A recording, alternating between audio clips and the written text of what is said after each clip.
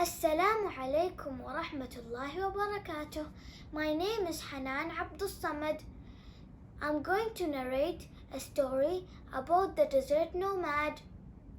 There was once a nomad who lived all by himself in a faraway desert. He spent his days caring for his camels and walking over the golden sand dunes from one oasis to the next.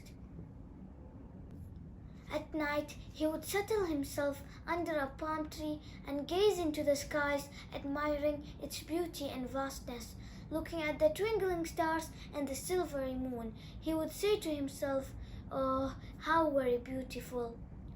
At dawn, before the sun rose, he would pray to Allah, praising Him and thanking Him for all the blessings and the beauty of creation he enjoyed. Until one day, a caravan of disbelievers passed by that way. Seeing the desert nomad praying to Allah, one of the disbelievers approached him asking, "How do you know that your Allah exists?" The desert nomad answered, "Footprints on the sand tell of a traveler.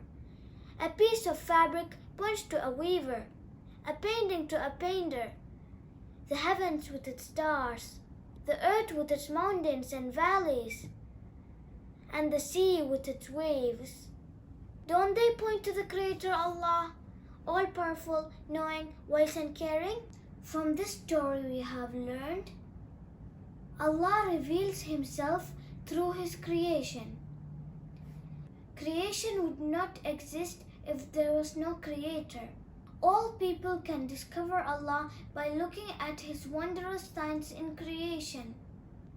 Even the nomad in the desert, the Eskimo in the faraway polar regions, or the Negro deep in the jungle can read the open book of Allah. Thank you.